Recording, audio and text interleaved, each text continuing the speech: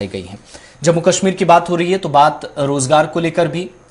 और सरकार की जानिब से इस सवाल पर भी जवाब दिया गया ऐवान के अंदर, पार्लियामेंट के अंदर, कि जम्मू कश्मीर का कोई शहरी जिसे इस तरीके से नुकसान उठाना पड़ा हो फ्लैश फ्लड्स में, या फिर कहीं पर वो फ्लड्स में उसने नुकसान उठाया हो, कहीं पर इस तरीके की सूरत हाल बनी हो, कोई लापता हो, ऐसी सूरत हाल नहीं है। दो तरह के बयानात हैं, दो तरह के जवाबात हैं। गौर आपको बताएंगे कि अनएम्प्लॉयमेंट रेट जम्मू कश्मीर में क्या है, उस पर सरकार का मौकिफ क्या है, और साथ ही साथ क्या फ्लड से जम्मू कश्मीर के अंदर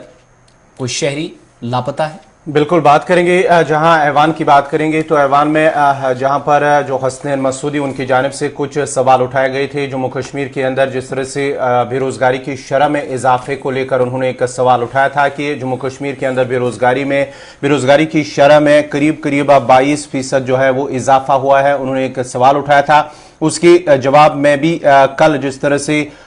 इस मामले पर जो है MOS रामेश्वर तिली उनकी जानिब से इसका जवाब दिया गया है। उन्होंने कहा कि एक रिपोर्ट में annual periodic labour force survey के तहत जो रिपोर्ट सामने आई है उसमें कहा गया है कि जम्मू कश्मीर के अंदर जो बेरोजगारी की शरह 6.7% और 5.9% साल 2019-20 और साल 2020-21 के दौरान है, वो जम्मू कश्मीर के अंदर वो काफी उसमें कमी आई है। ये इस वजीर की जानिब से, रामेश्वर तिली की जानिब से लोकसभा के अंदर कल जवाब दिया गया है उस सवाल का जो हसनैन मसूदी की जानिब से उठाया गया था कि जम्मू कश्मीर के अंदर मुल्क में सबसे ज्यादा अगर बेरोजगारी की शरह है तो वो जम्मू कश्मीर के अंदर है 22%। अगरचे मुल्क के अंदर 7.11% है, लेकिन जम्मू कश्मीर के अंदर बात करेंगे सबसे ज्यादा बेरोजगारी, उस पर जवाब दिया गया है। उन्होंने मजीद कहा है कि पिछले 2 सालों के दौरान जम्मू कश्मीर के अंदर बेरोजगारी की शरह में कमी आई है। ये रामेश्वर तिली की जानिब से कल लोकसभा के अंदर सवाल का जवाब दिया गया है। उन्होंने कहा है कि एक सर्वे हुआ है और उस सर्वे के अंदर एक जो रिपोर्ट आई है उसमें कहीं ना कहीं इसकी शरह में, बेरोजगारी की शरह में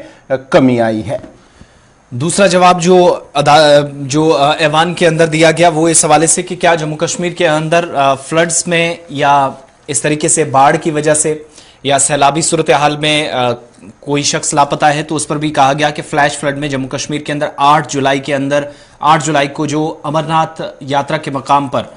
जो हादसा पेश आया था, उसके बाद कोई भी ऐसा शख्स है जो सरकार की रिपोर्ट से वजारत दाखिला की जानिब से जवाब दिया गया नित्यानंद राय की तरफ से कि कोई भी ऐसा शख्स नहीं जो लापता हुआ हो फ्लैश फ्लड्स के बाद कोई मजीद नुकसान इस तरीके से। हालांकि जो मुसलसल उस वक्त डेटा सामने आया था, सरकार की कई एजेंसियां, NDRF national disaster response force, UTDRF UT disaster response force, army, central armed police forces, UT सरकार के ऑफिशियल्स थे, अमरनाथ श्राइन बोर्ड के जिम्मेदारान थे जो सर्च ऑपरेशन का हिस्सा थे, रेस्क्यू और रिलीफ का ऑपरेशन चलता रहा उन यात्रियों के लिए। 40 के करीब जो जख्मी हुए थे और इसके अलावा 15-16 लोग जो हैं वो अपनी जान गंवा बैठे थे। 8 जुलाई 2022 के इस गुजरते साल के दौरान हमने देखा, लेकिन हुकूमत का जो जवाब आया है कि कोई भी शख्स इसके बाद लापता नहीं रहा। मुख्तलिफ इलाकों के अंदर कार्रवाई जब हुई, ऑपरेशन चला, तो महफूज मकामात पर लोगों को मुंतकिल करने का सिलसिला साथ साथ शुरू किया गया और इसके अलावा रिहाइश के हवाले से भी इकदाम फौरी तौर पर किए गए और